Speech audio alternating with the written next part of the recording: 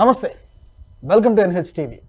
ప్రత్యేక చర్చకు స్వాగతం. హిందువులందరికీ ఒక ఐకన్, గొప్ప తత్వవేత్త, అలాగే గొప్ప ఆధ్యాత్మిక గురువు స్వామి వివేకానంద జయంతి సందర్భంగా ఆయన ఇచ్చినటువంటి సందేశాన్ని మనందరం మరొకసారి గుర్తు చేసుకుందాం జయంతి సందర్భంగా. ఎందుకంటే ఆయన కేవలం ఒక తత్వవేత్త మాత్రమే కాదు, ఒక గొప్ప యుగ పురుషుడు అనుకోవాలి.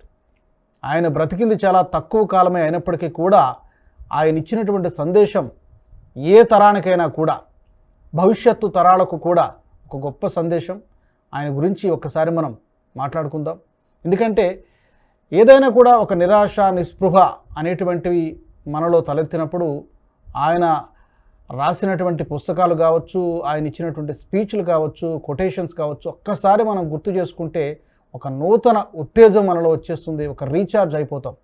సో అలాంటి మహానుభావుడు గురించి మనం కాసేపు మాట్లాడుకుందాం. మనతో మాట్లాడడానికి అందుబాటులో ఉన్నారు సామాజిక విశ్లేషకులు డాక్టర్ హరీష్ గారు అందుబాటులో ఉన్నారు. హరీష్ గారు నమస్తే అండి. నమస్తే అండి. ఒక గొప్ప తత్వవేత్త, గొప్ప ఫిలాసఫర్. మనం ఏదైనా నిరాశ, నిస్పృహలో ఉన్నప్పుడు ఆయన పుస్తకము, ఆయన ఒక కొటేషను, లేకపోతే ఆయన స్పీచో ఏదో ఒకటి వింటే ఒక్కసారిగా మనం రీఛార్జ్ అయిపోతాం. సో ఈ సందర్భంగా, ఆయన జయంతి సందర్భంగా ఫస్ట్ మీరు ఏం చెప్తారు? స్వామి వివేకానంద అంటేనే ఒక ఇన్స్పిరేషన్ అండి. ఆయన స్పీచెస్ కావచ్చు, ఆయన్ని తలుచుకున్నా, ఆయన పర్సనాలిటీని ఒక్కసారి ఊహించుకున్నా, బెరుకు లేనితనం, సత్యం మాట్లాడడం, అండ్ ఏది చేస్తున్నామో ధార్మికంగా ధర్మానికి గట్టిగా కట్టుబడి ఉండడం, అది ఒక అద్భుతమైన శక్తి.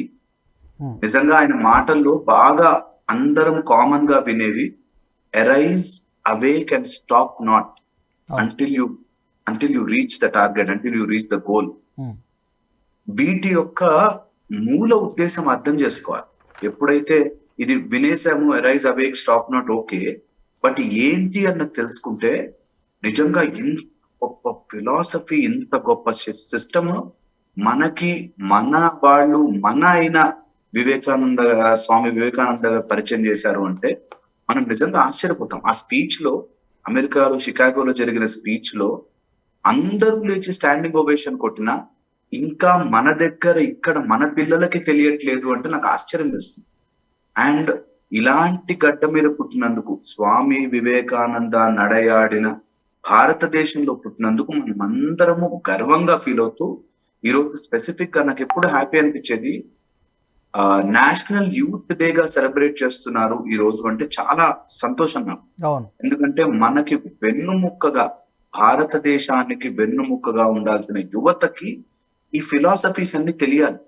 చిన్న బుక్ చదివానండి నేను చిన్నప్పుడు, స్మాల్ 20 పేజీలు కూడా లేవు, ఉన్నదే ఇంత చిన్న పాంప్లెట్, అందులో 20 పేజీల బుక్లెట్.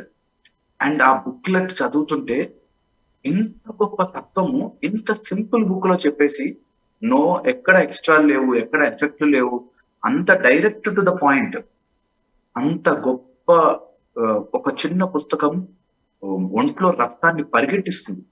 అలాంటి ఒక గొప్ప వ్యక్తి గురించి ఈరోజు నేను మాట్లాడడానికి నా శక్తి సరిపోదు.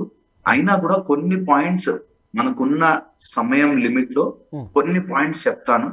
దాన్ని మన వాళ్ళు, మన యూత్ కరెక్ట్ గా అర్థం చేసుకోగలిగితే ధర్మానికి, దేశానికి, వాళ్ళ భవిష్యత్తుకి చాలా చాలా ఉపయోగపడుతుంది.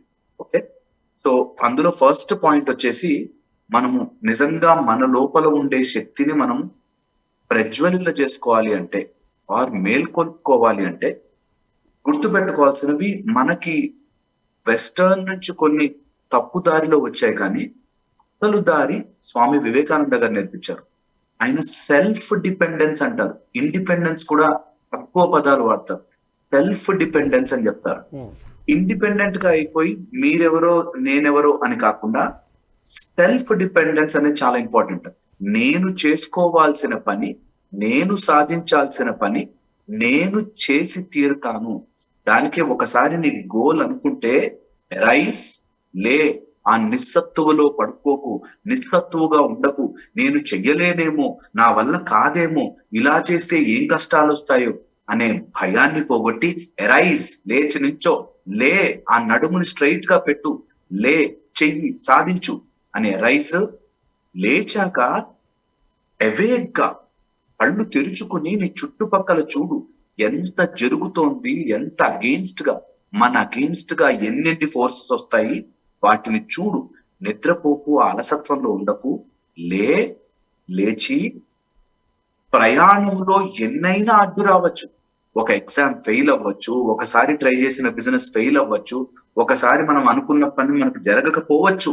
అయినా సరే ఆగద్దు మిత్రమా, ఆగద్దు, వెళుతూ ఉండు. Stop not. నువ్వు ఆగిపోతే తప్ప అది ఓడిపోయినట్టు కాదు. నీ గోల్ కి అది ఓడిపోయినట్టు కాదు. ఈ స్టాప్ నాట్ అనే ఒక్క మాట ఎన్నో వేదాంతాలని సారంలా చేసి పిండి జ్యూస్ ఇస్తే ఎలాగో అలాంటిది. స్టాప్ నాట్ నిజంగా కూడా మనకు చెప్తారు, ఎప్పుడైతే సమయం అనే బౌండరీని తీసేస్తామో వీఆర్ ఫుల్.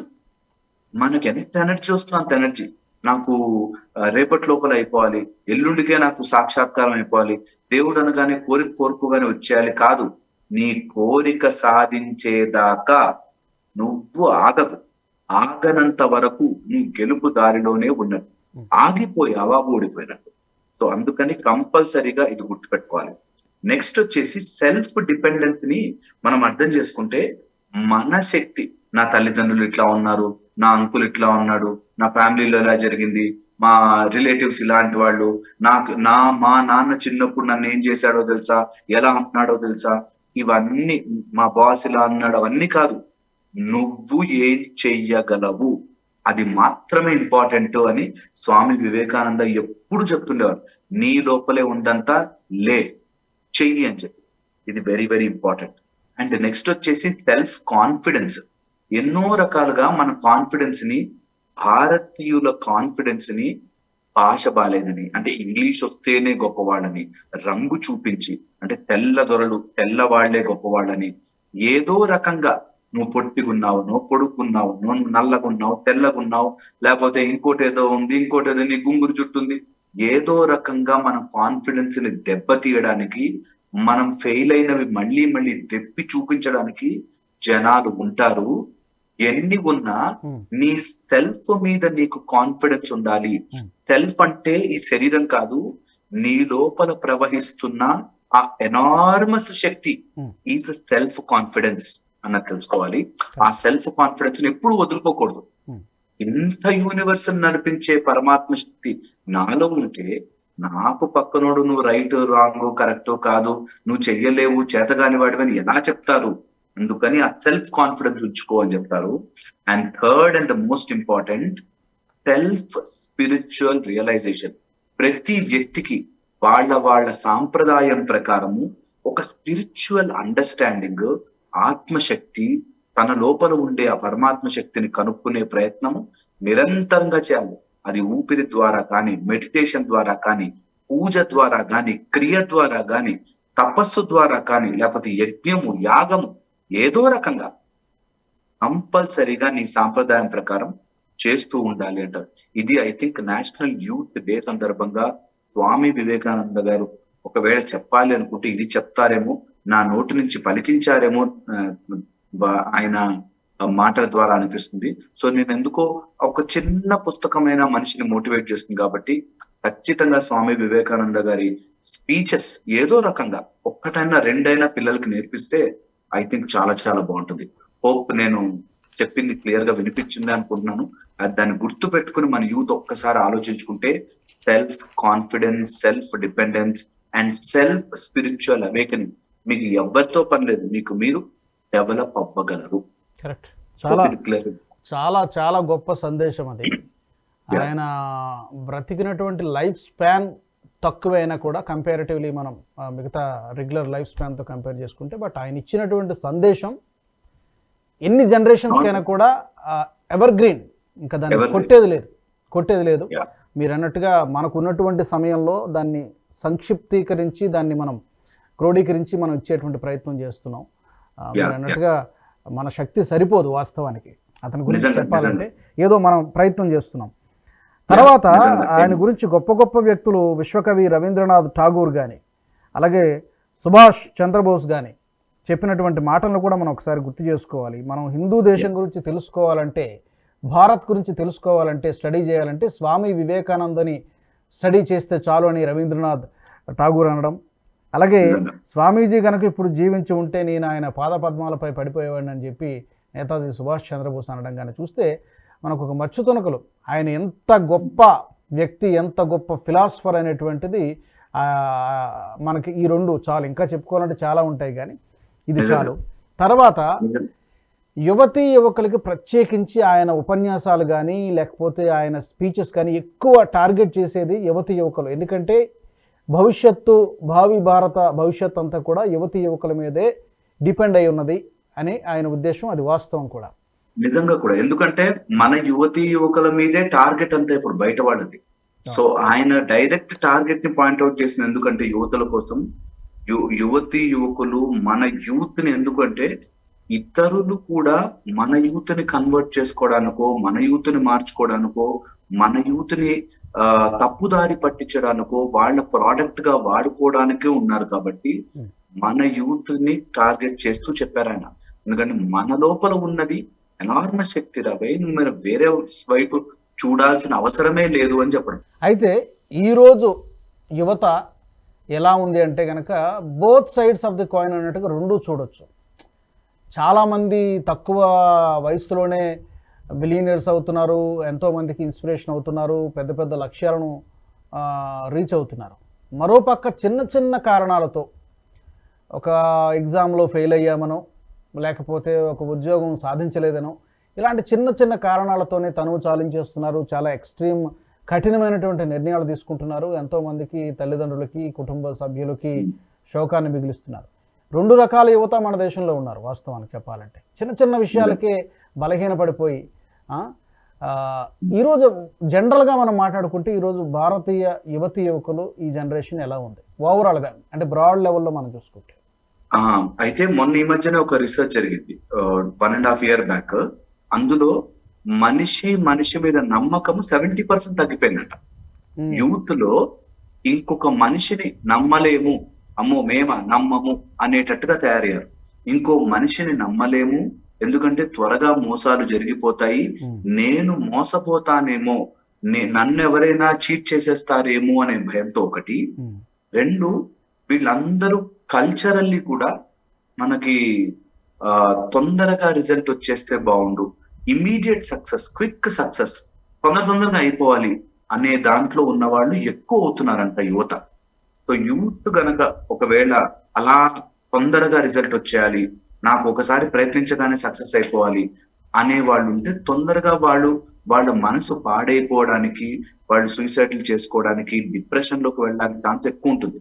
ఎప్పుడు కూడా ఇది గుర్తుపెట్టుకోవాలి, త్వరగా రిజల్ట్ రావాలి అనుకున్న చోట కాంప్లికేషన్లు ఎక్కువగా ఉంటాయి. లాటరీ లాంటివి డబ్బులు పెడితే త్వరగా డబ్బులు వస్తాయేమో ఎప్పుడైనా, కానీ ఓడిపోయే ఛాన్సులు, మోసపోయే ఛాన్సులే చాలా ఎక్కువ ఉంటాయి. అలాగా క్విక్ రిజల్ట్స్ కోసం వెయిట్ చేసేవాళ్ళు, క్విక్ గా తొందరగా వెయిట్ చేసేవాళ్ళు చాలా తొందరగా డిప్రెషన్ లోకి వెళ్లే ఛాన్స్ ఉంటుంది. రెండోది, మన సిస్టమ్ మీద, మన కల్చర్ మీద, మన భారతీయత మీద అపనమ్మకం ఏర్పరచుకుంటున్నారు. సో యూత్ అందరూ కూడా మన భారతీయత మీద అపనమ్మకం ఎప్పుడు ఏర్పరచుకోకూడదు. మన కల్చర్ ని దెబ్బ కొట్టడానికే మన లోపల, మన మైండ్ లో డౌట్ క్రియేట్ చేస్తారు. ఫస్ట్ థింగ్ తెలుసా, ఏదైనా మన నుంచి లాగేసుకోవాలి అంటే అనుమానం క్రియేట్ చేస్తారు. మన దగ్గర నుంచి అన్నం లాగేసుకోవాలి అంటే, అయ్యో వైట్ రైస్ తింటే లావైపోతావురా అని ఒక అనుమానాన్ని మైండ్ లో పెడతారు. సో అందుకని ఏదైనా మన నుంచి తీసేసుకోవాలి అంటే ముందు అనుమానం పెట్టినట్టు, ముందు మన యువతకి మన కల్చర్ మీద, మన సిస్టమ్ మీద, మన మెథడాలజీ మీద, మన భారతీయత మీద అనుమానం రేకెత్తిస్తున్నారు. అందుకని అలాగా ఎటు వెళ్లాలో తెలియక అయోమయంలో సూసైడ్లు చేసుకుని, డిప్రెషన్ లోకి వెళ్ళిపోయి, వేరే పనులు చేయడానికి, డ్రగ్స్ కి, సిగరెట్ కి, వాటికి బానిసవడానికి గల కారణం అనుమానము, అపనమ్మకం. ఇది 1.5 years బ్యాక్ రీసెర్చ్ జరిగిన స్టడీ. సో అందుకని మన యువతకు అందరికీ మనం నేర్పించాల్సింది మన భారతీయత మీద నమ్మకము. రెండవది, ఖచ్చితంగా ఎవ్రీ వన్ హ్యాస్ టు ఆ strength, inner emotional strength develop చేసుకోవడం. ఈ రెండు చాలా చాలా important. As the Swami Vivekananda గారి ఫాలోవర్ గా నేనైతే కంపల్సరీగా నా స్టూడెంట్స్ అందరూ చెప్తాను, కంపల్సరీగా నమ్మండి, మన సిస్టమ్ చాలా గొప్పది. సెల్ఫ్ డిపెండెన్స్ మెయింటైన్ చేసుకోండి, సెల్ఫ్ కాన్ఫిడెన్స్ తెచ్చుకోండి, అండ్ ఎట్టి పరిస్థితుల్లోనూ నీలో ఉండే శక్తిని కోల్పోవద్దు. ఇది ఎప్పుడు చెప్తుంటాను నేను. యువత ఎవరైనా సూసైడ్ కానీ అట్లాంటి ఆలోచనలు చేస్తే సూసైడ్ చేసుకునో లేకపోతే మీ పేరెంట్స్ ను దూరం చేసుకునో డిప్రెషన్ లోకి వెళ్ళో ఏమీ సాధించలేరు. Arise awake and stop not until you reach your goal అన్నదే నిజం. హరీష్ గారు ధన్యవాదాలు, థ్యాంక్ యూ సో మచ్. ఆ మహానుభావుడి గురించి ఈరోజు స్మరించుకోవడం మన అదృష్టం. ఆయన ఉపన్యాసాలు కానీ, ఆయన కొటేషన్స్ కానీ, స్పీచ్లు కానీ, ఇవన్నీ కూడా ఆ భావాన్ని, ఆ సందేశాన్ని మనం అందరం కూడా అర్థం చేసుకుందాం. ఈరోజు యువతీ యువకులు, అలాగే భవిష్యత్తు తరాల యువతీ యువకులు కూడా ఆయన ఇచ్చినటువంటి సందేశాన్ని మనలో నింపుకొని మనం వెళ్ళే మార్గం ఏదైనా కావచ్చు, మనం నడిచే దారి ఏదైనా కావచ్చు, ఏ రంగంలో ఉన్నప్పటికీ కూడా ఒకసారి మనం గుర్తు చేసుకున్నప్పుడు గొప్ప స్ఫూర్తినిస్తాయి, మనలో ఒక నూతన ఉత్తేజాన్ని ఇస్తాయి. అవి మనందరం కూడా ఫాలో అవుదాం తప్పకుండా. చర్చలో పాల్గొన్నందుకు ధన్యవాదాలు హరీష్ గారు, థ్యాంక్ యూ వెరీ మచ్. ఇది వాళ్ళ ప్రత్యేక చర్చ. ఈ వీడియో మీకు నచ్చినట్టయితే లైక్ చేయండి, షేర్ చేయండి. అలాగే స్వామి వివేకానంద గురించి మీ అభిప్రాయాలను కూడా తప్పకుండా కామెంట్ల రూపంలో తెలియచేయండి. ఇంతవరకు NH టీవీని సబ్స్క్రైబ్ చేసుకోని వాళ్ళు ఎవరైనా ఉంటే కనుక తప్పకుండా సబ్స్క్రైబ్ చేసుకోండి. జాతీయవాద జర్నలిజాన్ని ప్రోత్సహించండి. జై హింద్, జై భారత్. ఈ వీడియో మీకు నచ్చినట్టయితే లైక్ చేయండి, 10 మందికి షేర్ చేయండి. అలాగే కామెంట్ల రూపంలో మీ అభిప్రాయాలను మాతో పంచుకోండి. Nationalist hub group of channels ను సబ్స్క్రైబ్ చేసుకుని తెలుగునాట జాతీయవాద జర్నలిజాన్ని ప్రోత్సహించండి. ఈ వీడియో కింద ఉన్న బెల్ ఐకాన్ పై క్లిక్ చేయడం మర్చిపోవద్దు.